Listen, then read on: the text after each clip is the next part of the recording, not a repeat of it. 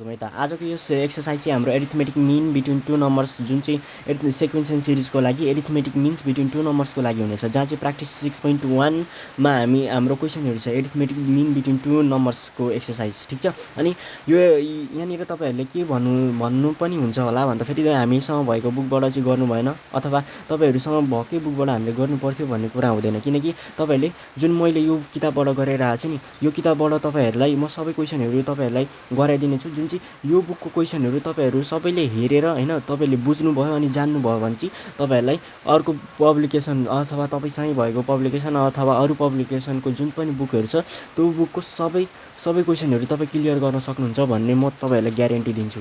Definitely तपाईँहरूले सक्नुहुन्छ। ठिक छ। अब ढिला नगरिकन हाम्रो यो प्र्याक्टिस 6.1मा हेरौँ है त। अब प्र्याक्टिस 6.1को क्वेसनहरू म तपाईँहरूलाई स्क्रिनमा नि राखिदिनेछु, जुन चाहिँ अब सबैभन्दा सुरुमा हामी गर्न गइरहेको छौँ, जुन चाहिँ किपिङ स्किल्स 7।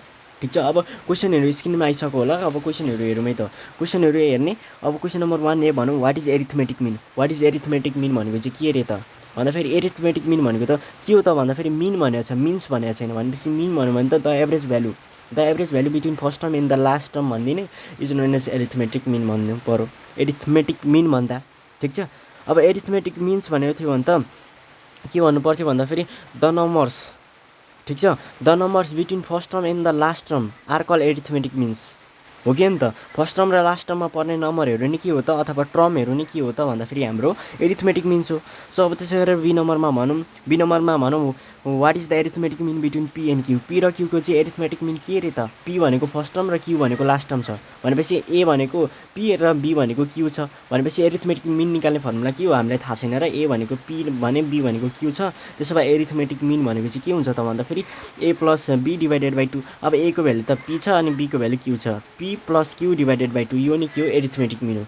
ठिक छ। अब त्यसै गरेर सी नम्बरले भनौँ what is the common difference of the sequence having the first term a and the last term b where n arithmetic means inserted between. अब एन र ठुलो खालको एन, यो जुन सानो खालको एन यो सानो खालको एन छ र यो ठुलो खालको एन, यो दुइटामा नझोकियोस्। ठुलो खालको एनले जहिले पनि जनाउँछ नम्बर अफ टर्म्स। ठिक छ। Number of terms. अब ठुलो खालको एनले चाहिँ के जनाउँछ भन्दाखेरि नम्बर अफ एरिथमेटिक मिन्स। यदि क्वेसनले दिएन भने हेरौँ है, क्वेसनले चाहिँ सानो खालको एनलाई नि ठुलो खालको अथवा सानो खालको एनलाई नि नम्बर अफ टर्म्स भनिदियो भने त्यो कुरा अलग हो। तर हामीले बुझ्नु पऱ्यो एन भनेको सानो खालको एनले चाहिँ के डिनोट गर्छ भन्दाखेरि नम्बर अफ एरिथमेटिक मिन्स।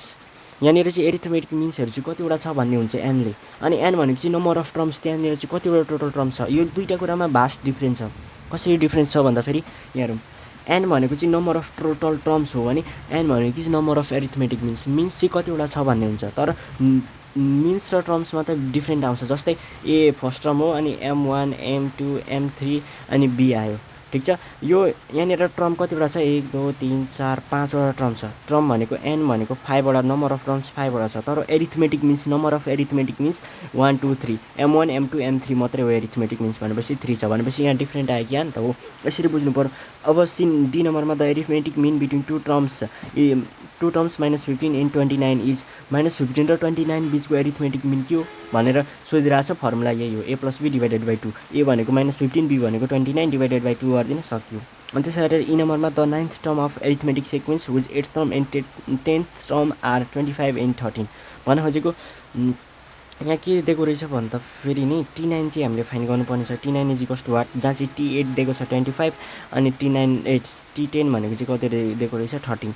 अब त्यसो भए T8 र T10 दिएको छ अनि T9 फाइन गर्नु भन्न खोजेको नि के हो त T8 T9 अनि T10 आउँछ यहाँ हुँदैन। T8 दिएको छ T10 दिएको छ भनेपछि यसलाई फर्स्ट टर्म यसलाई लास्ट टर्म सम्झिनु पऱ्यो बी। अनि त्यसो भए ए प्लस बी डिभाइडेड बाई 2 भनेको एरिथमेटिक मिन हो। एरिथमेटिक मिन भन्नु नि T9 हो कि नि त, किनकि T9 भनेको त यसको र यसको बिचको भ्यालु हो नि त T9। सो त्यही भएर चाहिँ यसरी सोच्नु पऱ्यो। ठिक छ। अब त्यसो भए फर्स्ट टर्म भनेको T8 हुने रहेछ भने लास्ट टर्म बी भनेको 10 हुनेछ। A plus B divided by 2 गर्दा फेरि T9 आउँछ, किनकि arithmetic mean between this and this नै के हो त T9 हो। ठिक छ। अनि त्यसै गरेर अब 2 नम्बरमा हेरौँ। 2 नम्बरको क्वेसनहरू स्क्रिनमा आइसकेको छ। सो 2 नम्बरले भन्छ circle the correct answer. Circle the correct answer A नम्बरको के हो रिलेसन, यो बी नम्बरको के हो, यो तपाईँहरू आफै गर्न सक्नुहुन्छ। ठिक छ। अब यसमा त्यति भनौँ न हामीले त्यति हेरिराख्नु पर्दैन, यो तपाईँहरू आफै गर्न सक्नुहुन्छ। यो सर्कल यदि आएन भने चाहिँ कमेन्ट गरौँ अथवा तपाईँहरूलाई आउँछ नै आउँछ। ठिक छ। अब आजको यस भिडियोमा चाहिँ हामी यति नै गर्छौँ। ठिक छ। अब अर्को भिडियोमा हामी अझै मजाले गर्छौँ है त।